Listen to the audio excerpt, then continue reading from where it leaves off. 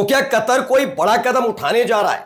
यह सवाल इसलिए है क्योंकि एक तरफ कतर चाहता है कि खाड़ी देश में शांति हो, उसमें उसका भी फायदा है, लेकिन जिस तरह से उसके यहां धमाका हुआ जिसमें कई भारतीयों की जान गई, जो वहां काम करते थे उस गैस प्लांट में, उस गैस प्लांट में हुए धमाके के बाद कतर बहुत नाराज बताया जा रहा है। इंटरनल खबर यह भी निकल कर आ रही है यह हादसा नहीं, यह हमला भी हो सकता है। फिलहाल अभी कतर कुछ खुलकर नहीं बोल रहा है, वजह चाहे जो भी हो, लेकिन कतर में जिस तरह का माहौल है उसने कई देशों में हड़कंप मचा रखा है।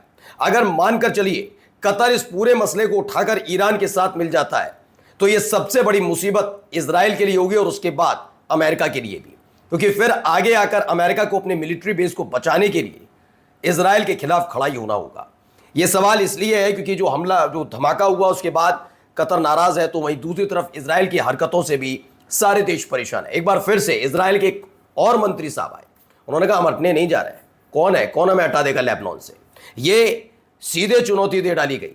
यही नहीं, इसके साथ साथ जब ट्रंप से पूछा गया कि नेतन्याहू तो भाई मना कर रहे, वो तो कह रहे लेबनान नहीं छोड़ेंगे, तो बिलबिला उठे ट्रंप। हरकतें दिखाऊंगा, वो भी देखिएगा कैसे हरकतें करने लगे।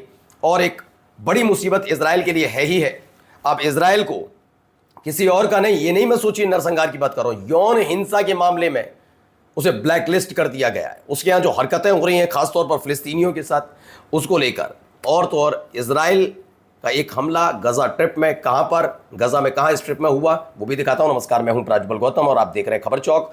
शुरुआत इस खबर से देखिए जो बयान जारी किया गया है इस हमले के बाद। Unfortunately, I find myself today having to do something I have always hoped will never happen, and that is to announce the tragic loss of 13 lives of our people who hold Indian and Pakistani nationalities. 66 people have been reported injured and are receiving medical treatment, none of whom are in life-threatening condition. They hold Qatari, Indian, Pakistani, Bangladesh, Kenyan, Ghanaian, Tanzanian, Nigerian and Nepalese nationalities. दरअसल इसके जो मैं जो बयान दे रहे थे तब नीचे आप तस्वीरें भी देख रहे होंगे, ये उसी वक्त की तस्वीरें जब धमाका हुआ था। फिलहाल अभी कतर ने अपनी तरफ से इस पूरे बयान में ये नहीं बताया कि ये हमला है, हादसा है, लेकिन जिस तरह से उसने इस पूरे मामले को लेकर दिखाया है, भावुक नजर आ रहा है मंत्री। जी हाँ, मैं नहीं कह रहा हूँ, दिखाऊंगा आपको, भावुक होते हुए नजर आ रहे हैं। उसे देखकर लग रहा है कि कतर के सब्र का बांध अब टूटने लगा है। खास बात यह है कि अमेरिका का मिडिल ईस्ट के अंदर सबसे बड़ा अगर मिलिट्री बेस या यूं कहा जाए साथी कहा जाए वो कतर ही है। मिलिट्री बेस बनाने की इजाजत अपने देश के अंदर कतर ने दी, आज उसका खामियाजा उसे भुगतना पड़ रहा है। पिछले 5-6 महीनों से उन्हीं के नागरिक यानी कतर के जो लोग हैं वो दहशत में जी रहे हैं, क्योंकि कभी भी हमला होता है, कुछ भी होता है तो कतर भी उसकी चपेट में आता है। इस बार नहीं आया था जब दक्षिणी ईरान पर अमेरिका ने फिर हमला किया। वो हमला जरूर कुवैत, जॉर्डन और बहरीन तक सीमित रहा, लेकिन कतर नाराज नजर आ रहा था। कतर के LNG प्लांट विस्फोट में 15 लोगों की मौत हुई। मृतकों में भारत और पाकिस्तान के नागरिक हैं। कतर के ऊर्जा मंत्री ने एक भावुक बयान में कहा, मुझे वह घोषणा करनी पड़ रही है जिसकी मैंने कभी उम्मीद नहीं की थी। हमारे 15 लोगों की दुखद मृत्यु हुई जो भारतीय और पाकिस्तानी नागरिक थे। यह बयान कतर के एक LNG प्लांट में हुए भीषण विस्फोट का है। विस्फोट के बाद दिया उन्होंने। विस्फोट के कारणों और अन्य हताहतों को लेकर जांच चल रही है। विस्फोट कैसे हुआ, क्या हुआ, अधिकारियों ने घटना को अत्यंत दुखद बताते हुए पीड़ित परिवारों के प्रति संवेदना व्यक्त की है। लेकिन लग रहा है कि कतर, मैं ये नहीं कह रहा कोई हमला करने के मूड में, लेकिन जिस तरह से पर्दे के पीछे रहकर मिडिल ईस्ट के अंदर अमेरिका का सहयोगी बना रहा कतर इतने सालों से, क्या वो पलटने का, इस समीकरण पलटने जा रहे हैं? आइए अगली खबर जरा देखिए। इजरायली फाइनेंस मिनिस्टर क्या कहते हैं? Israel will not leave south Lebanon while Hezbollah exist. जब तक हिजबुल्लाह है तब तक दक्षिणी लेबनान नहीं छोड़ेंगे। ईरान इंटरनेशनल की खबर है। उन्होंने क्या बताया? उनके मुताबिक देखिए अंग्रेजी में है, इजरायली फाइनेंस मिनिस्टर हैं बेजलेल स्मोट्रिच। उन्होंने क्या कहा? उन्होंने कहा कि जब तक ईरान समर्थित हिजबुल्लाह दक्षिणी लेबनान में सक्रिय है और मौजूदा इजरायली सरकार सत्ता में है, मौजूदा इजरायली सरकार, तब तक इजराइल वहां से अपनी सेना नहीं हटाएगा। मैंने आपसे इससे पहले भी कहा था कि दरअसल नेतन्याहू के सामने दिक्कत सबसे बड़ी यह है कि अगर वो लेबनान से भी हट जाता है तो इस साल होने वाले चुनाव में नेतन्याहू को भारी कीमत इसकी चुकानी पड़ सकती है, क्योंकि जनता को जवाब देना होगा कि क्यों ये सारे हमले शुरू किए गए, क्यों पूरे देश को, इजराइल वैसे देश नहीं मानता लेकिन फिर भी चलिए, इजराइल को दहशत में डाला गया, ये तमाम चीज़ें क्यों हुई, इसके बारे में बताना होगा।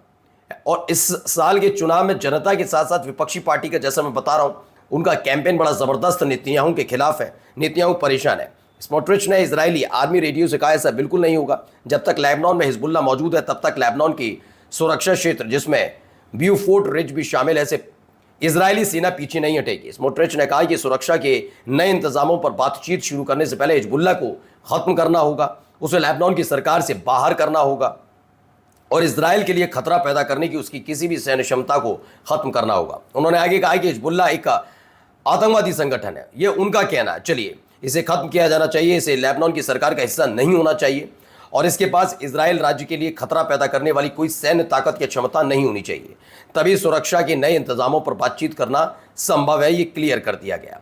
दूसरी तरफ वो देखो खुल्लम खुल्ला वहां बातचीत चल रही है कि हाँ हट नहीं रहे, और यहाँ देखो ट्रंप का चेहरा लटका हुआ, क्या करे बेचारा। सुनो, He said it publicly in Israel. Well, we're going to take a look at it. Well, what would you do to make sure that he doesn't? Well, I'm not going to sabotage tell the you deal? what I'm going to do, but it gets solved. I'm a problem solver. I get problems solved real fast, including with Bibi. Go ahead.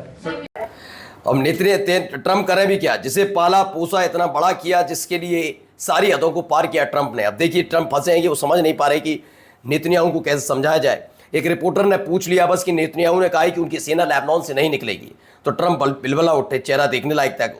किससे कहा, तुमसे कहा, सवाल पूछने लगे उल्टा reporter ने कहा नहीं, पब्लिकली कहा है। अब देखिए ये आदमी कितना परेशान है, इससे ही समझिए। वहीं दूसरी तरफ देखिए, यौन हिंसा के मामलों के आरोपों में इजराइल को यूएन की ब्लैकलिस्ट में शामिल किया गया है। दरअसल वहां पर फिलिस्तीनियों के साथ, महिला पुरुष जो भी हैं सबके साथ वही बदतमीजी का वाला है। और यही नहीं, खबर यह भी आई थी कि जो आईडीएफ की महिला सैनिक हैं उनके साथ भी दुर्व्यवहार किया जाता है। मैं उसे स्पष्ट समझ रहा हूँ कि मैं क्या कहना चाह रहा हूँ। उनके साथ बहुत गलत काम किए जाते हैं, कुकृत्य किए जाते हैं। उसकी कई रिपोर्ट निकल कर आई थी, कुछ ऐसी खबर है। यौन हिंसा के मामलों में का मामला अब यूएन तक पहुंचा और इजराइल को ब्लैक लिस्ट में शामिल कर दिया गया है कि ये कैसा है।